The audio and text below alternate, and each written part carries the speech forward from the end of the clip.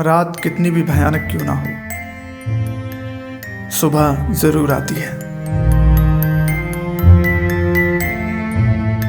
दोस्तों, आज की ये जो कहानी है, ये केदारनाथ की कहानी है। केदारनाथ नाम सुनकर शायद आप सबको हैरानी हो रही होगी, क्योंकि वो तो एक पवित्र स्थान है। वहाँ तो लोगों की मन्नतें पूरी होती हैं, वहाँ भूत प्रेत कैसे। पर जो बात मैं आपको बताने जा रहा हूँ वो इन सब से अलग है।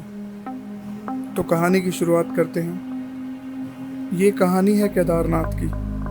2013 के हादसे के बारे में सुनकर आज भी मेरी रूह कांप उठती है, जब वहाँ पर एक विशाल बाढ़ आई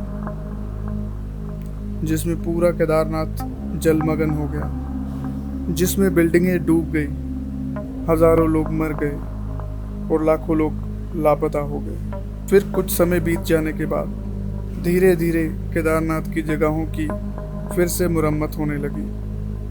लोग दर्शन के लिए केदारनाथ आने लगे, लेकिन आज भी केदारनाथ टूटे घरों और बंजर ज़मीनों से भरा पड़ा है।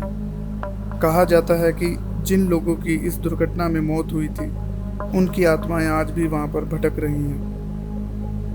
उनको अभी भी मुक्ति नहीं मिली है, इसलिए कई लोग इसे भूतों की नगरी भी कहते हैं। 2014 में यहाँ मुरम्मत के दौरान काम करने वाले मजदूरों के साथ कुछ ऐसे हादसे हुए कि वो बहुत ज़्यादा घबरा गए। जब मीडिया वालों ने उनसे कुछ सवाल पूछे तो घबराकर उन लोगों ने इस हादसे को इस तरह बयां किया। हमें काम करते वक्त बहुत ही अजीब सी आवाज़ें सुनाई देती थी।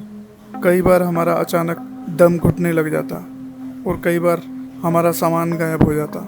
और रात को तो बच्चों की, औरतों की और बुजुर्गों की आवाज़ें तक सुनाई देती थी, जिसमें वो हमेशा बोलते थे, बचाओ बचाओ, हमें कोई बचाओ। और यहीं तक काफ़ी नहीं था। उनमें से सुरेश नाम के एक मजदूर ने बताया कि वो पहाड़ की तरफ से नीचे की ओर आ रहा था कि अचानक उसको ऐसा लगा कि कोई उसका पीछा कर रहा है।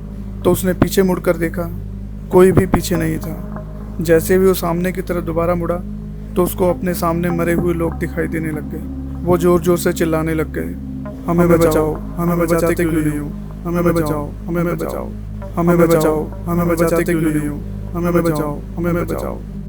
सुरेश बहुत घबरा गया था। उसकी सांसें फूलने लग गई, उसका दम घुटने लग गया, मानो ऐसा लग रहा था कि कोई उसे डुबाने की कोशिश कर रहा है। वो पानी में धीरे धीरे डूब रहा था। तभी अचानक से एकदम से सब कुछ रुक गया और सुरेश की जब आँख खुली तो उसने अपने आप को औंधे मुंह जमीन पर लेटा हुआ पाया। सुरेश तुरंत वहां से भागा और पहली बस से अपना सामान लेकर वहां से निकल गया।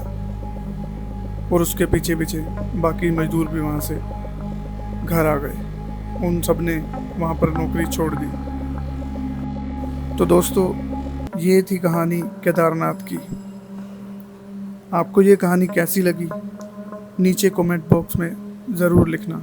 और हाँ, अगर आपको लगता है कि आपके पास कोई ऐसी कहानी है जो बहुत ही इंटरेस्टिंग है और डरावनी कहानी है, तो वो मुझे ज़रूर भेजिएगा। अगर आप इस चैनल पर नए आए हो तो इस चैनल को सब्सक्राइब किए बिना मत जाइएगा, क्योंकि मैं और भी इंटरेस्टिंग कहानियाँ लेके आता रहूँगा। अब मुझे यानी कि दीपक मचल को दीजिए इजाज़त। शब्बा खैर।